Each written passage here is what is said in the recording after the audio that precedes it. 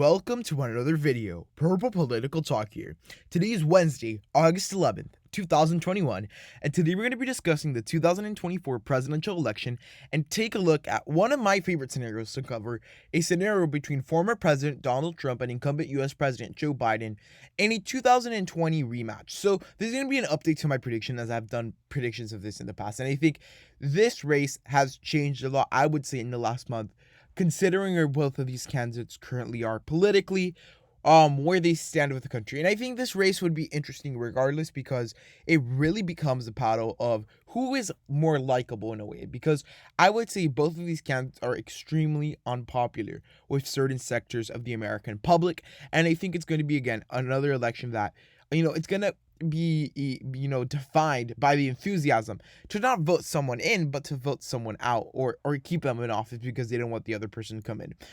So I think that's going to be one of the big factors we're going to be seeing in this race, like we saw in 2020. But before we do begin this video, I did want to remind you guys to like, subscribe, and to turn on post notifications to be up to date with our latest content.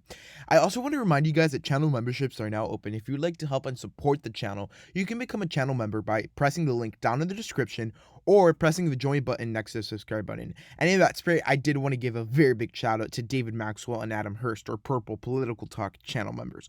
We really could not do it without them. So now that we've gotten all of that out of the way, let's get started with the video. So I do think that this would be an interesting scenario, right? Now, I do think that Joe Biden will, gain support in, those safe Democratic regions. And I think that won't change. There's only certain candidates on both sides of the aisle that would fundamentally change how the safe or likely and, in the further margins, upper margins, there's few candidates that would actually change how that looks. And I think, Joe Biden is loved by the establishment Democrats, and, it's been proven the establishment Democrats have a lot of power in this country. And I think in this scenario, we would easily see Joe Biden, I would say, take states like Virginia by, over the safe margin. This is a state that, went by a pretty healthy margin to Biden in 2020, and I think he can expand with that. Someone like Trump, his ideas might be popular with certain groups of the electorate. However, in a state like Virginia, where the Northern Virginia suburbs are what really control Virginia itself as a whole, as a state, it's going to be pretty difficult, I would say, for Donald Trump to come into, those Prince George County and all these things up in Northern Virginia and actually win the counties. Other than that, I think that covers all the safe states that, traditionally you would see. As for Trump, again, I do think he would win in certain parts of the country, mostly this whole Pacific Northwest region, Idaho, Montana, Wyoming. He's going to do pretty good in Nebraska. Now, I do think that Donald Trump, one of his big issues when it comes to the 2024 election, if he does end up running and being the nominee, because that's another different question. I think his big issue is definitely going to be obscurity. I think that, of course, people are not going to forget about Donald Trump. Donald Trump was our president for a good, through the 4 years. But I think at a political level, he's losing a lot of his notoriety. He's losing a lot of these different things that, his brand is coming down because he's not out there. And I think politically speaking, that truly when we start speaking about nomination and, winning that nomination, it's going to be hard for Trump because, he's off social media, all these different things. There are going to be extreme challenges in today's digital world.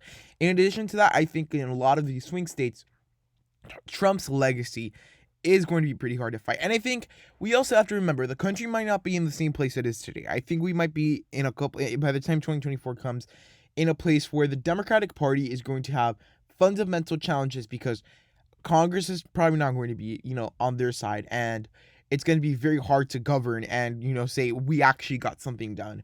They're also going to have challenges when it comes to, the Biden himself, if he doesn't end up running in 2024, his frailness and things like that. I think that's one big issue that's very crucial for the Democrats. However, I think that the Republicans certainly have that issue with Trump. And I think it's really going to balance out this election. I think that come 2024, I think most of the American electorate will not feel comfortable with electing Biden.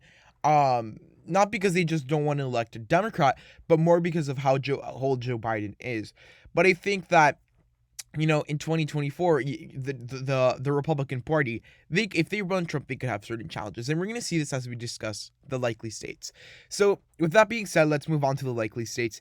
These are states that would go between a percentage of 5 and 15% for either candidate, and I think it's actually a very interesting, map, because I think that Joe Biden does perform well on certain of these states. New Mexico, Colorado, I think he performs well. For some reason, I forgot to fill in Indiana for safe Trump. Disregard that. I think that Joe Biden would do very well there. I think he could also do very well in New Hampshire. I think he'd easily win by more than 5% in the state of New Hampshire. These are states that have something in common. Democrats have built up bases in these states. New Mexico and Colorado, a lot of the Hispanic voters have coalesced with a lot of the Democrats. And, those suburban voters and people in places like Albuquerque and in Colorado, like in the big Denver suburbs, you're seeing the Democrats take almost complete control. This is not to say that Donald Trump doesn't have his supporters in these states, because he certainly does. However, it's not going to be enough for him to win the race. In places like New Hampshire, I think at this point, when you put Trump on the ticket, even against Joe Biden, I think that Joe Biden won is a great candidate for the Northeast. But, New Hampshire is a state that votes so often for the more prepared, more, it's almost college-educated, they're college-educated voters. So, in turn, that's who they vote for, and I think they would certainly vote for Joe Biden. So, now that we've talked about Joe Biden, let's move on to Donald Trump's likely states. I think that, he's going to do pretty well in Iowa and Ohio. I think that at this point, as long as the populism brand is, prevalent in the Republican Party, these states will be Republican.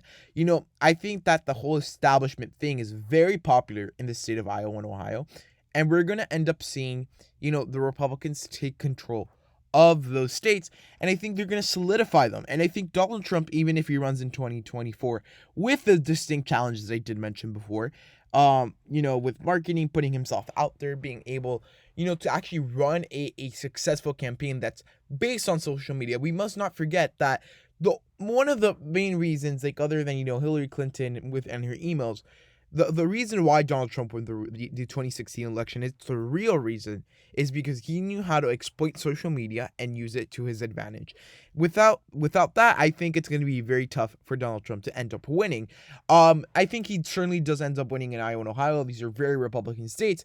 But then the question becomes, where else can he, expand? When it comes to likely margins, I think that with Joe Biden in government, I think places like Florida are going to be probably around the 5% mark. I don't think you're going to be monumentally in the likely margin, probably not by 10, 15%, absolutely not.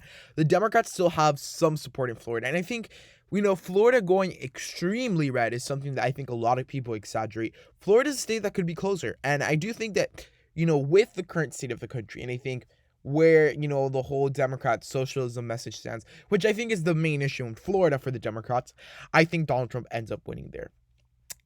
With all of this being said, that covers all of our likely states. Let's now move on to I forgot to cover Minnesota. I do think Minnesota could actually end up going by a likely margin to Joe Biden.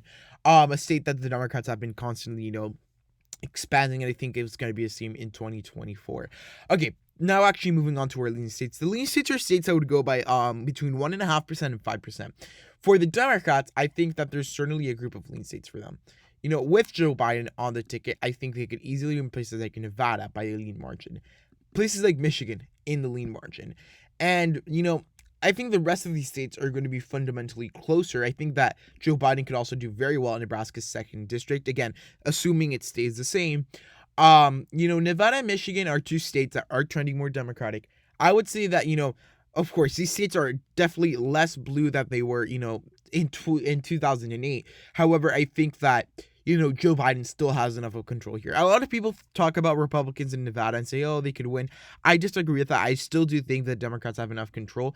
And when it comes to Michigan, I think that Donald Trump's Rust Belt appeal, it's good if he didn't have all that political baggage. But the reality for Trump is he has so much political baggage, even worse than in 2016.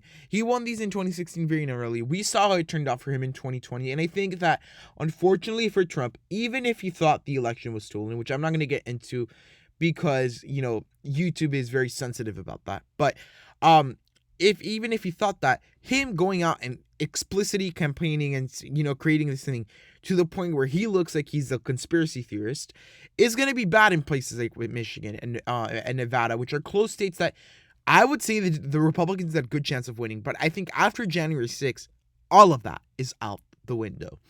As for Donald Trump, his lean states, I do think that there's certain places around the country where he could do very well. I think Maine's 2nd district is one of those places, very conservative district. Going to vote for Trump, I would say, regardless. They voted for Suzanne Collins. They voted for Donald Trump in 2020, so I do think they would go vote for him again. And I do think Texas is a state that is going to be fundamentally closer. However, I think that especially as the Democrats move more towards anti-Second Amendment, it's going to really hurt them in the state of Texas. Texans are very big about their guns. They're very big, and it's a very big state. It's fastly changing, have a lot of growing suburbs. However, I think that ultimately it just comes down to the fact that the Republican Party just has a stronger hold in the state, and I think Donald Trump wins there by 4%. It does get closer. I do think that Joe Biden increases his support in Texas by 1.5%, putting it in the lean margin. So that covers all of our lean states. Let's move on to the tilt states, the deciding factors in the race. So the tilt states are states that would go by less than 1.5%. For Joe Biden, I do think that he would win in places like Arizona. I think he wins in Georgia. I do think he carries the state of Pennsylvania against Donald Trump. So, I think that this would actually be a very interesting race in the sense of where I think a lot of these states end up going. I think that, for example, Arizona and Georgia, with Donald Trump on the ticket for the Republicans, it's going to be very difficult for the Republicans to actually win here. It's going to be tight. It's going to be a tight race, and I think the Democrats might actually very narrowly, exceed their 2020 margin in these states. I think we can't forget that in all of these states, the races were extremely close. Arizona, 0.3%. Georgia, 17%. It was literally 10,000 votes. That's nothing. That's a couple of precincts short. I do think that in general, these two states are more blue than people think, though. And I think moving forward, especially if Donald Trump's on the ticket, Donald Trump has lost all of that suburban support he could have had. Country club Republicans, they're not voting for him anymore. And I think it's going to be a very big challenge in places like Maricopa County in Arizona and all of the Georgia suburbs. And in Georgia, you have the added factor that African-American voters are turning out like they never have before, which is really ending up, helping out the Democratic Party. Now, the last two states we have left, Wisconsin and North Carolina. I do think that in the state of Wisconsin, there is a possibility for a Trump victory, and I think it could actually happen. I think Wisconsin is actually a state that could actually end up going red with North Carolina, very narrowly, though. I think that these are states that have the possibility, and I think that the Democrats are losing a little bit of ground in that state. I think, moving forward, Wisconsin is a state that could certainly end up going towards, the Republican Party. And North Carolina, another state that, it's trending fastly Democratic or slowly Democratic. And I think the Republicans are probably going to end up holding it up for the 2024 cycle. So the winner of this matchup would be Joe Biden, 293 to 245. And I think that my big reasoning is for this and this update is that Donald Trump is falling into obscurity politically. And I think it's going to be pretty hard for him to win, especially with how much baggage he has. And I think we can't forget to mention how big of a factor media is becoming in the race. Mainstream media, social media, and Donald Trump has very big obstacles when it comes to that. And I think with the added fact that, even if a lot of things in the state of the country are bad, I think a lot of these states are not going to vote for Trump because of his personality. If it was another Republican, I think Republicans easily win in 2024. If Trump's on the ticket, it's a completely different story. So tell me what you guys think down in the comments. I think this is a very interesting prediction. If you enjoyed the video, please give it a huge thumbs up, like, subscribe, and turn on post notifications to be up to date with our latest content. Again, I hope you enjoyed the video. Thank you guys so much for watching, and goodbye.